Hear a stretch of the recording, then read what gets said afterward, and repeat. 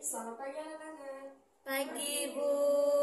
Apa kabar hari ini? Baik, Bu. Oke, kita akan memulai pembelajaran kita pada pagi hari ini. Tapi sebelum itu, mari kita meminta pimpinan Tuhan agar pembelajaran kita pada hari ini dapat berjalan dengan baik. Mari kita berdoa menurut agama dan kepercayaan kita masing-masing. Berdoa mulai. Berdoa selesai. Oke, baik anak-anak. Pada hari ini kita akan belajar pada modul 5 mengenai perencanaan pembelajaran mikro. Nah, pada modul sebelumnya dapat kita lihat pada modul 3 minggu lalu itu kita sudah mempelajari tentang bagaimana kita melaksanakan proses pembelajaran mikro. Oke, baik anak-anak, sebelum Ibu melanjutkannya, Ibu mau absen atau mengecek kehadiran anak-anak dulu. Yang pertama untuk Ayu Afriana Kai. Hadir, Ibu. Oke, baik. Yang kedua Denada Manafe. Hadir, Ibu. Rahmadia Nurdin. Hadir, Ibu. Agatha Wono. Selalu hadir, Ibu. Oke, baik. Oke anak-anak, kita lanjut. Nah, pada modul yang ketiga kita sudah mempelajari tentang bagaimana kita melaksanakan proses pembelajaran mikro. Nah, di dalam melaksanakan proses pembelajaran tentu ada beberapa persiapan yang harus kita lakukan atau kita rencanakan sebelum kita melaksanakan pembelajaran. Nah, pada modul 5 ini kita akan lebih dalam mempelajari bagaimana kita mempersiapkan atau sesuai tema yang ada, yaitu perencanaan pembelajaran mikro. Next. Oke, baik. Kompetensi yang akan kita capai, yang pertama, kita akan memahami hakikat perencanaan pembelajaran sebagai pedoman operasional pembelajaran. Yang kedua, kita akan memahami terhadap komponen-komponen dan prinsip-prinsip pengembangan rencana pelaksanaan pembelajaran. Dan yang ketiga, kita terampil membuat atau mengembangkan salah satu model rencana pelaksanaan pembelajaran mikro. Nah, sesuai dengan tujuan yang akan kita capai, maka dalam bahan ajar atau modul 5 ini, kita akan membahas atau mendiskusikan serta mempraktekkan pokok-pokok materi sebagai berikut. Yang pertama, kita dapat melihat yaitu hakikat perencanaan pembelajaran, di mana kita akan membahas mengenai teori atau konsep tentang perencanaan pembelajaran, serta kepentingan, tujuan, dan juga manfaat dari rencana pembelajaran. Oke, yang kedua kita akan membahas mengenai komponen-komponen pengembangan rencana pembelajaran dan prinsip-prinsip pengembangan rencana pembelajaran. Dan yang ketiga, model format rencana pelaksanaan pembelajaran mikro sebagai bentuk persiapan bagi calon atau para guru yang akan berlatih kemampuan mengajar, khususnya yang berkaitan dengan keterampilan dasar mengajar. Next. Oke, baik anak-anak, di sini sudah Ibu tampilkan ada 3 materi yang akan kita pelajari pada hari ini, yaitu yang pertama hakikat perencanaan pembelajaran, yang kedua prinsip-prinsip perencanaan pembelajaran, dan yang ketiga model perencanaan pembelajaran. Kita akan membahas yang pertama yaitu hakikat perencanaan pembelajaran. Nah anak-anak, perencanaan ini dapat diartikan sebagai proses penyusunan berbagai keputusan yang akan dilaksanakan pada masa yang akan datang dengan tujuan untuk mencapai tujuan yang telah ditentukan. Nah, di dalam perencanaan pembelajaran itu ada 3 hal penting. Yang pertama yang dapat kita lihat yaitu proses penyusunan keputusan. Yang kedua yaitu pelaksanaan kegiatan di masa yang akan datang dan juga untuk mencapai tujuan. Kita akan melihat yang pertama yaitu proses penyusunan keputusan. Nah, proses penyusunan keputusan ini berarti perencanaan adalah membuat atau merumuskan perkiraan keputusan yang akan diambil atau direncanakan ketetapan yang menjadi pilihan pada saat rencana itu dilaksanakan. Yang kedua yaitu pelaksanaan kegiatan yang akan datang. Nah, pelaksanaan kegiatan yang akan datang ini artinya proses penyusunan kegiatan yang akan dilakukan. Nah, bentuk dan jenis keputusan yang akan ditetapkan semuanya baru pada tahap dugaan atau hipotetik yang didasarkan pada beberapa pertimbangan teori maupun praktik serta pengalaman yang sudah lalu. Dan yang ketiga, untuk mencapai tujuan. Yang dimaksudkan yaitu sasaran akhir dari penetapan bentuk keputusan yang diambil atau penetapan kegiatan yang akan dilakukan dalam suatu rencana. Nah, semuanya itu diarahkan tentunya untuk mencapai suatu tujuan yang telah kita rencanakan. Nah, sekarang kita akan membahas mengenai unsur-unsur dari perencanaan pembelajaran. Nah, dalam perencanaan pembelajaran itu ada beberapa unsur pokok. Di sini ada 4 unsur pokok. Unsur pokok yang pertama yaitu pengembangan tujuan pembelajaran. Nah, tujuan pembelajaran ini artinya sesuatu yang akan kita capai. Nah, dalam tujuan pembelajaran itu dia meliputi beberapa segi, di mana ada segi pengetahuan, keterampilan, dan juga sikap. Yang kedua yaitu pengembangan isi atau materi pembelajaran. Dalam pengembangan isi materi pembelajaran ini tentunya apa yang akan kita bahas kepada anak didik kita, dan di dalam materi pembelajaran itu tentunya harus tersusun secara sistematis supaya anak-anak juga dapat memahami apa yang kita ajarkan. Kemudian yang ketiga yaitu pengembangan metode dan media atau proses pembelajaran. Nah, di dalam pengembangan metode dan media serta proses pembelajaran itu artinya dalam perencanaan pembelajaran itu guru harus menyiapkan metode atau media dalam melaksanakan sebuah pembelajaran agar pembelajaran itu dapat berjalan secara baik dan tentunya bermakna bagi siswa. Selanjutnya ada pengembangan evaluasi pembelajaran. Dari dalam unsur perencanaan pembelajaran itu ada yang namanya evaluasi pembelajaran. Setelah kita mencapai tujuan pembelajaran, isi materi, metode, dan media, sebagai guru kita juga harus melaksanakan evaluasi dalam pembelajaran agar kita dapat mengetahui apakah siswa yang kita ajar itu sudah memahami materi ataupun bisa kita lakukan dengan kita memberikan penilaian berupa tugas, ataupun kita bisa menyuruh mereka untuk membuat sebuah rangkuman dan lain sebagainya. Next. Berikutnya kita akan membahas mengenai tujuan dan manfaat perencanaan pembelajaran. Nah, tujuan dan manfaat dari perencanaan pembelajaran sendiri yang pertama yaitu sebagai landasan pokok bagi guru dan siswa dalam mencapai kompetensi dasar dan indikator yang telah ditetapkan. Yang kedua yaitu memberi gambaran mengenai acuan kerja jangka pendek. Dan yang ketiga yaitu perencanaan pembelajaran karena dia disusun dengan menggunakan pendekatan sistem, maka memberi pengaruh terhadap pengembangan individu siswa. Dan yang keempat itu karena dirancang secara matang sebelum pembelajaran, maka berakibat terhadap nurturan efek. Kita akan masuk berikutnya ya pada materi yang kedua yaitu prinsip-prinsip dalam perencanaan pembelajaran.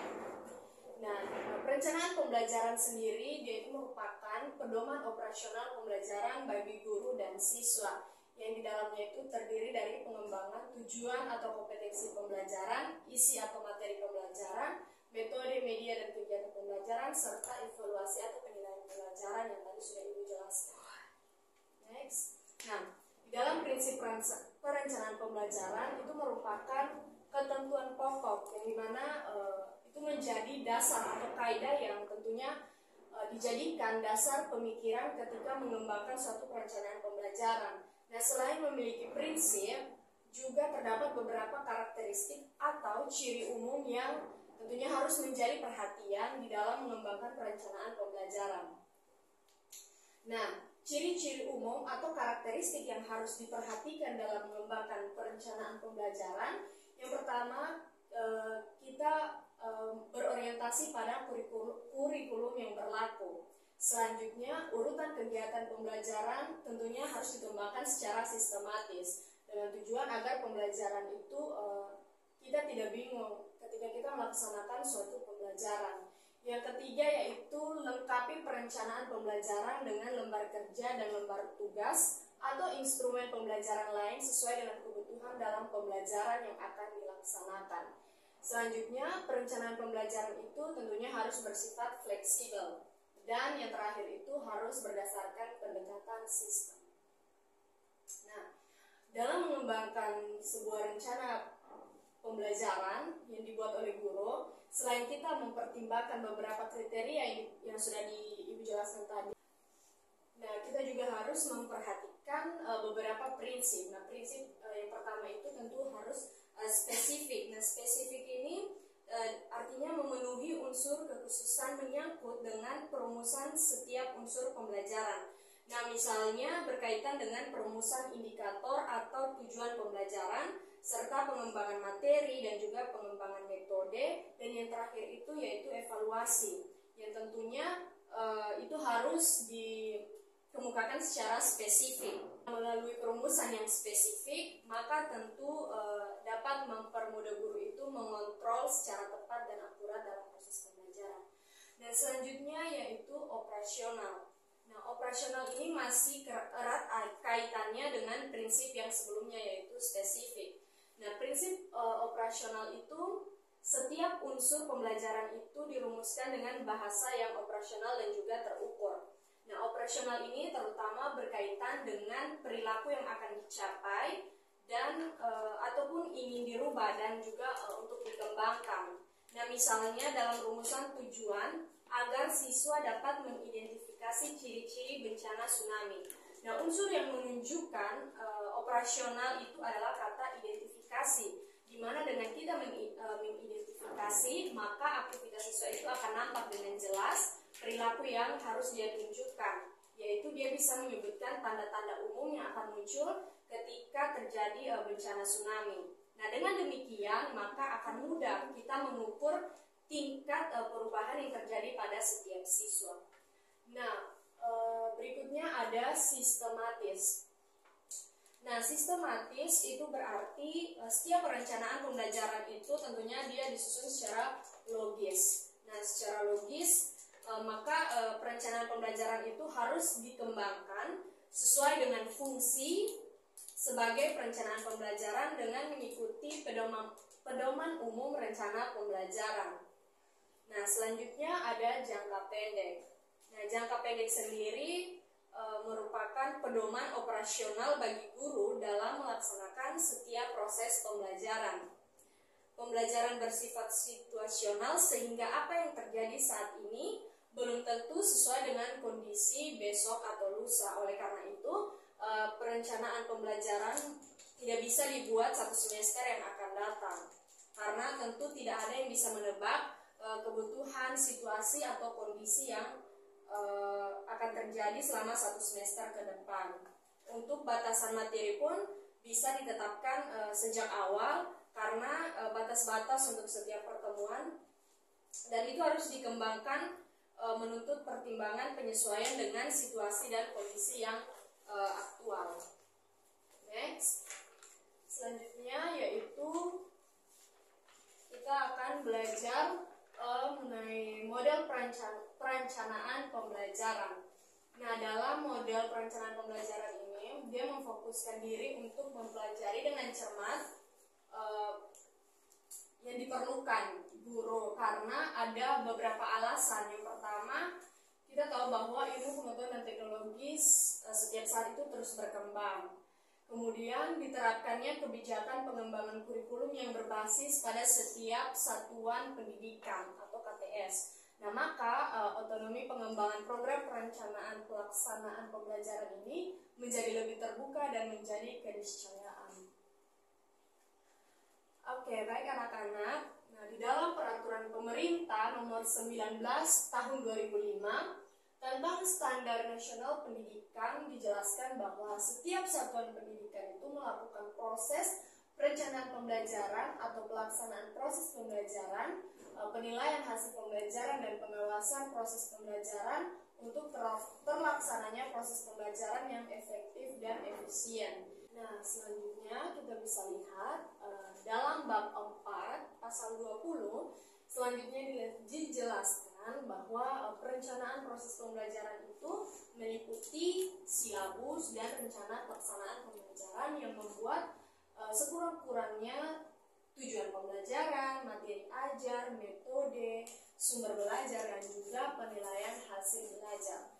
Nah, dari pembahasan ini maka ada 4 poin yang dikembangkan dalam membuat rencana pelaksanaan pembelajaran, yaitu ada tujuan, isi materi, metode, dan juga evaluasi. Sekarang kita lihat langkah-langkah dalam pengembangan rencana pelaksanaan pembelajaran. Berikutnya yaitu langkah-langkah pengembangan rencana pelaksanaan pembelajaran atau RPP. Nah, di sini ada prosedur penyusunan rencana pelaksanaan pembelajaran. Nah, yang dapat kita lihat untuk langkah pertama dalam penyusunan RPP, tentu kita harus menuliskan dulu identitas mata pelajaran. Nah, identitas mata pelajaran ini bisa juga nama sekolah, kelas, semester, tema, kemudian ada subtema, pembelajaran keberapa, dan juga kita bisa menuliskan alokasi waktu dalam kita merencanakan pembelajaran. Kemudian yang kedua yaitu menuliskan standar kompetensi dan kompetensi dasar. Nah, di dalam penulisan standar kompetensi dan kompetensi dasar ini sudah dirumuskan oleh pemerintah dan sudah secara nasional. Dengan demikian, penetapan standar kompetensi dan kompetensi dasar ini kita sebagai guru tinggal memindahkan saja dari kurikulum ke silabus yang sudah ditetapkan. Nah, selanjutnya yang ketiga yaitu merumuskan indikator pembelajaran. Nah, di dalam indikator pembelajaran ini dia memuat rumusan yang akan dicapai oleh siswa. Nah, rumusan yang akan dicapai oleh siswa ini dia mencakup ada mengenai pengetahuan, sikap, dan juga keterampilan. Selanjutnya ada yang keempat, langkah yang keempat itu kita merumuskan tujuan pembelajaran. Nah, dalam tujuan pembelajaran ini artinya apa yang akan kita capai dalam kita melaksanakan suatu pembelajaran. Kemudian yang langkah kelima itu menentukan materi pembelajaran. Nah, dalam menentukan materi pembelajaran itu artinya guru harus mengembangkan materi yang akan diajarkan sesuai standar kompetensi dan kompetensi dasar. Dan langkah keenam yaitu merumuskan kegiatan pembelajaran. Nah, dalam merumuskan kegiatan pembelajaran ini tentu harus sesuai dengan tujuan yang sudah kita rencanakan. Kemudian langkah yang ketujuh itu menetapkan alat, media, dan sumber belajar. Dan langkah yang terakhir itu menetapkan prosedur dan jenis evaluasi. Kita lihat contoh format rencana pelaksanaan pembelajaran. Nah, contoh format dalam RPP yang kita lihat, mohon maaf ini ada salah apa. Tapi dalam formatnya itu tentu kita lihat yang pertama itu ada identitas yang memuat mata pelajaran, nama sekolah, kemudian kelas, semester, tema, subtema pembelajaran, dan juga alokasi waktu. Dan dalam selain identitas ada juga komponen yang lain yaitu standar kompetensi, kompetensi dasar. Kemudian komponen berikutnya ada indikator pembelajaran, selanjutnya ada tujuan pembelajaran, materi pembelajaran, kegiatan pembelajaran, metode, alat, media, dan sumber, dan komponen yang terakhir yaitu tentang.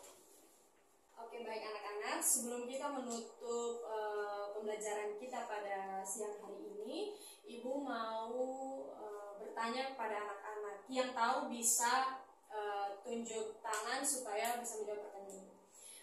Pertanyaannya, coba anak-anak sebutkan komponen-komponen dalam kita menyusun rencana pelaksanaan pembelajaran. Ada yang tahu?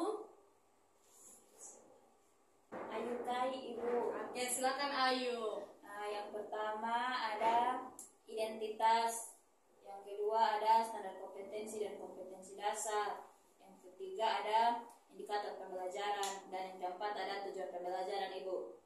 Oke. Saya, Ibu. Oh, iya, Saya. Kata. Ada media dan sumber belajar, Ibu. Wih, bagus. Siapa lagi yang mau jawab? Tahu bisa tunjuk tangan. Ayu, Ayo, silakan. Ada tujuan pembelajaran, Ibu. Iya. Ada materi, terus ada kegiatan, terus ada media, alat, sumber, dan prosedur serta jenis dan evaluasi, Ibu. Oke, baik. Kita berikan tepuk tangan untuk Ayu karena sudah bisa menjawab pertanyaan dari Ibu. Nah, itu ada Terima kasih. 8 komponen dalam perencanaan dalam RPP. Jadi anak-anak harus ingat itu ya, tidak boleh dilupakan. Oke, sekian pembelajaran kita pada hari ini. Nah, sebelum kita menutup pembelajaran kita, Ibu ajak anak-anak untuk kita berdoa, mengucap syukur karena pembelajaran kita pada hari ini sudah berjalan dengan baik. Untuk itu, mari kita berdoa menurut agama dan kepercayaan kita masing-masing. Berdoa pelan. Berdoa selesai.